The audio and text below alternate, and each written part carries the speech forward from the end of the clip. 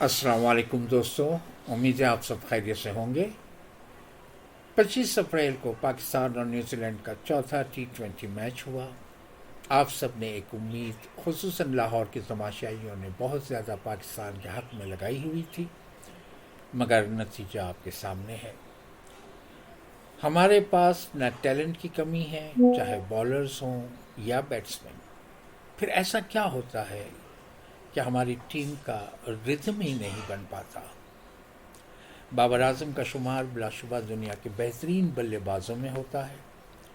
کیا انہوں نے کپتانی قبول کر کے اپنے اوپر پریشر لے لیا ہے؟ ٹاس کا فیصلہ کہ اینٹیسپیٹڈ ڈیو کی وجہ سے پہلے فیلڈنگ لی گئی، جبکہ ڈیو کا آخر تک نام و نشان ہی نہ تھا۔ بابر اعظم کا مس ریڈ شاٹ اور وہ جلدی آؤٹ ہو گئے۔ کیا ہم صرف ہمیشہ بابر اعظم اور رضوان جیسے کھلاڑیوں پر ہی انحصار کریں گے کہ وہی اسکور کر کے دیں گے؟ ان کے آؤٹ ہونے کے بعد ساری کی ساری ٹیم ہی تو چل میں آیا ہو جاتی ہے۔ مجموعی طور پر ہمارے تقریباً تمام کھلاڑی بالرز کی سلو پیس کو ریڈ نہیں کر پاتے ہیں۔ بابر اعظم کا بھی یہی حال ہوا۔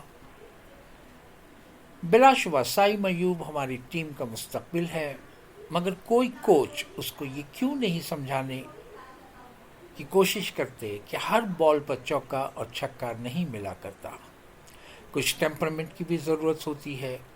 اتنا ٹیلنٹ ہونے کے باوجود اس کو گروم کیوں نہیں کیا جاتا؟ سائم نے سلو پیس ریڈ نہیں کیا اور اسے بھی ایک چانس ملا۔ اسی طرح عثمان خان ٹیلنٹ سے بھرپور مگر جلد باز کہ ہر بال پر چھکا لگ جائے، ان کو بھی ایک چانس ملا مگر دونوں لمبی اننگ کھیلنے میں ناکام رہے۔ فخر زمان شکر ہے کہ کچھ فارم میں آ گئے، مگر ان کے سامنے بیٹسمین لگاتار آؤٹ ہوتے رہے، شاداب بھی نہیں کھیل پائے۔ اب جب اسکور صرف ہمارا 99 ہوا ہو، وہ بھی 13ویں اوور میں، جبکہ 179 رن درکار ہوں، تو پھر افتخار فخر زمان یا عماد وسیم کو دوش نہیں دے سکتے کہ وہ کیوں کوشش کرتے ہوئے آؤٹ ہو گئے۔ اب سوال یہ ہے کہ کیا ہماری ٹیم ورلڈ کپ کے لیے تیار ہے؟ کیا ٹیم کی سلیکشن صحیح ہوئی ہے؟ کیا نئے کھلاڑیوں کو گروم کر کے بھیجا جائے گا یا صرف پاکستانی پچز پر اسکور بنانے پر بھیجا جا رہا ہے؟ انڈیا کے سامنے جب ہاتھ پاؤں پھول جاتے ہیں، اس کا کچھ مداوع کیا گیا ہے کہ نہیں؟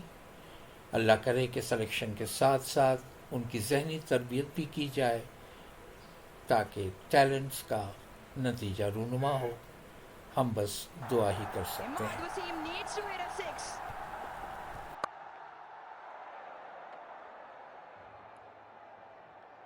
It will just be the one, and that means New Zealand once again have come out on top. They've won back-to-back.